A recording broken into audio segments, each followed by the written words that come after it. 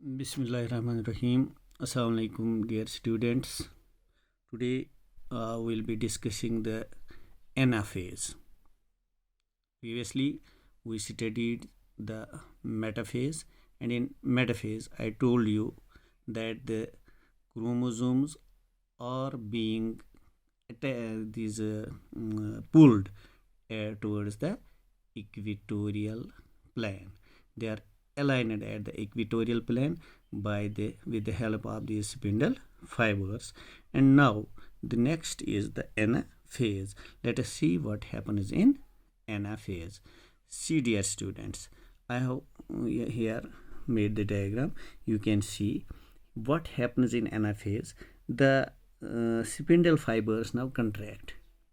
Previously in metaphase, the spindle fibers have, as I told you, attached themselves to the centromere of each chromosome here, to the centromere of each chromosome, right? These are the chromosomal fibers from the two poles, through two centrioles rather, which are at the two poles.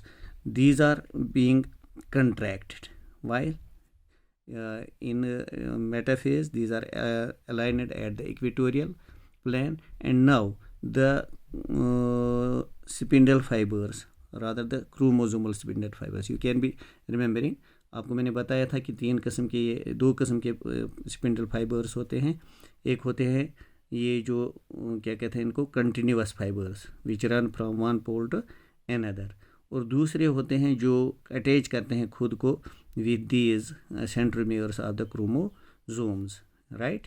तो ये है, इनको हम कहते हैं chromosomal fibres. ठीक, ये जो सीधे जा रहे हैं इनको कहते हैं कंटिन्यूअस फाइबर्स या इंटरपोलर फाइबर्स, इनको कहते हैं क्रोमोसोमल फाइबर्स, या हम इनको कहते हैं डिसकंटिन्यूअस फाइबर्स. ना व्हाट हैपन्स हियर, ये देख लीजिए आप, ये मान लीजिए क्रोमोसोम है ना, they have made these sister chromatids are being formed, क्योंकि आपने जाना है ना ये, that now this chromosome here, it contains double DNA, because DNA replication has occurred in S phase of the cell cycle.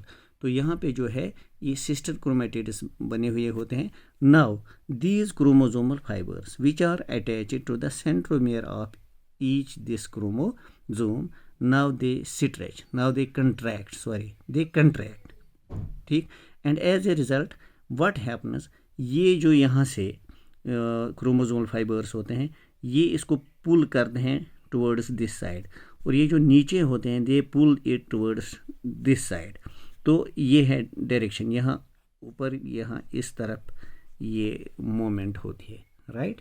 उसकी वजह से क्या होता है, ये जो सेंट्रोमियर बीच में होता है इस पर दबाव पड़ जाता है और ये ब्रेक होता है, स्प्लिट होता है, और एक सिस्टर क्रोमेटिड जो है वो एक पोल की तरफ जाता है और दूसरा सिस्टर क्रोमेटिड जो है वो दूसरे पोल की तरफ जाता है. क्योंकि हमने जो है अपनी कन्वीनियंस के लिए 4 क्रोमोसोम लिए थे, ये 4 क्रोमोसोम यहाँ पे थे इन metaphase at equatorial plane. Now that these chromosomal fibers have contracted, and as such they have pulled them towards the poles. तो 4 क्रोमेटिड जो है, ये जो 4 क्रोमोसोम्स थे, अब इसके 8 क्रोमेटिड्स बने हैं, और 4 क्रोमेटिड जो हैं वो एक पोल की तरफ खींचे गए हैं और 4 जो हैं दूसरे पोल की तरफ खींचे गए हैं.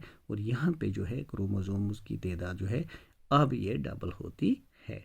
और यहाँ पे वाइल स्प्लिटिंग, ये जब ये स्प्लिट होता है, ये मान लो एक ऊपर चला जाता है एक नीचे चला जाता है, लेकिन एक फाइबर इमर्ज होता है जो इन सेंट्रोमियर जो स्प्लिट जो है इनके बीच रहता है.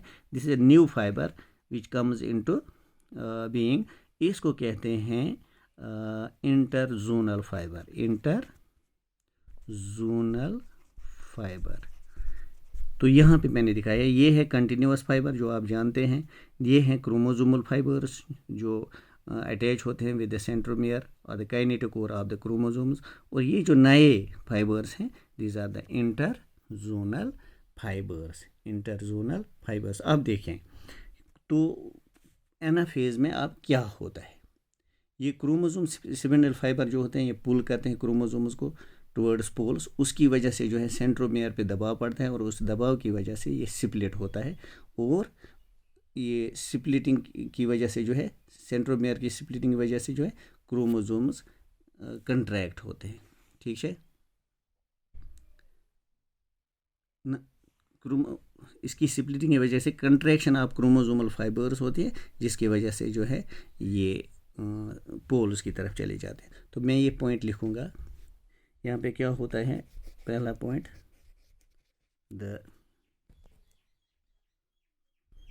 ये जो क्रोमोसोमल स्पिंडल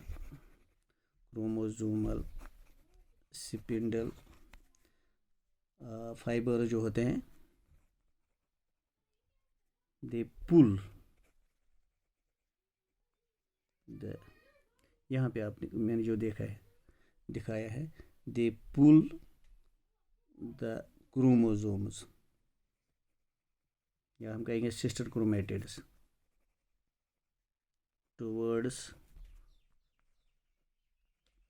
द पोल्स। ठीक है बेटा, यहाँ पे जो आपने देखा है ये पोल्स की तरफ पुल गए हैं। ठीक है, ये ऊपर की तरफ और ये वाले इस पोल की तरफ, राइट। ऊपर पैटर्न नहीं है, towards two poles. These chromatids have moved towards this pole and these have moved towards this, जो मैंने एरो से दिखाया है। इसकी वजह से क्या है, ये जो पुल करते हैं इसको, इसके रिजल्ट में क्या होता है, रिजल्टिंग इन द, इसे स्प्लिट होता है, ब्रेक होता है इन द स्प्लिटिंग ऑफ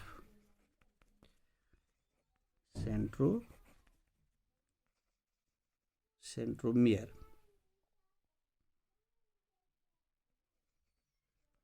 ठीक है बेटा, तो ये किससे होता है, क्रोमोसोमल फाइबर्स जो है इनकी कंट्रैक्शन से। मैं लिखूंगा ये ब्रैकेट में, ड्यू टू कंट्रैक्शन ऑफ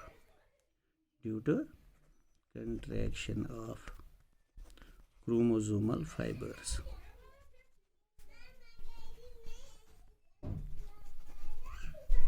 ठीक है, ये पहला पॉइंट। अब बेटा हम देखेंगे, क्योंकि मूवमेंट हुई है यहाँ पे क्रोमोसोम्स की टुवर्ड्स द पोल्स, लेकिन इसके लिए क्या क्या फोर्सेस रेस्पॉन्सिबल है। ठीक है ना, तो यहाँ पे मैं लिखूँगा forces responsible for movement of chromosomes towards poles. देखो बेटा, तीन किस्म के फोर्सेस है रेस्पॉन्सिबल। एक जो आपने अभी मैंने जो कहा, ये जो क्रोमोसोमल फाइबर्स होते हैं, ये इनकी कंट्रैक्शन। ठीक है, यहाँ पे जो है इस ये जो इस पोल का क्रोमोसोम है, it has attached itself to the centromere here and this one has attached itself with the centromere here, right? When this contracts, it pulls the centromere towards this direction, and this one pulls the centromere towards the next direction, towards this direction. As such, what happens, this centromere splits, right? तो पहला point ये है, ये जो chromosomal fibres contract होते हैं इसकी वजह। तो this is the contraction of chromosomal fibres, right. दूसरा देखो बेटे, यहाँ पे मैंने दिखाया, ये जो याद रखें आप, ये कंट्रैक्ट होते हैं, क्या, क्रोमोसोमल फाइबर कंट्रैक्ट होते हैं, लेकिन ये जो इंटरजोनल फाइबर्स हैं ये स्ट्रेच होते हैं। स्ट्रेच के मतलब ये लंबे हो जाते हैं। ठीक है ना, and as such they push the chromosomes towards the poles, या राइट, इनको इस पोल की तरफ पुश करते हैं और इन क्रोमोसोम्स को इस पोल की तरफ पुश करते हैं। This is another force which is responsible for the movement of chromosomes during anaphase. तो दूसरा पॉइंट है कि इट इज़ द स्ट्रेचिंग यहाँ पे तो कंट्रैक्शन है और इनके बीच में जो है यहाँ स्ट्रेचिंग है, stretching of inter zonal fibres.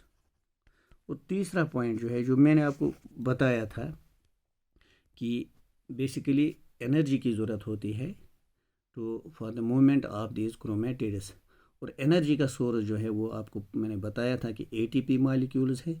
और तीसरा पॉइंट यही है कि एटीपी मॉलिक्यूल्स, ठीक है ना, तीसरा है एटीपी मॉलिक्यूल्स। प्रीवियस वीडियो में अगर आपको याद होगा मैंने आपको हम बताया था कि एक क्रोमोसोम को मूव करने के लिए अप्रोक्सीमेटली जो है 30 एटीपी मॉलिक्यूल्स की ज़रूरत पड़ती है। 30 ATP molecules are needed for one chromosome to move, ठीक है, टुवर्ड्स द पोल। तो ये हैं, these are the forces which are responsible for the movement of these what we say chromosomes towards the poles, and in this way the anaphase is completed, and in next video we'll be discussing the telophase. Assalamu alaikum.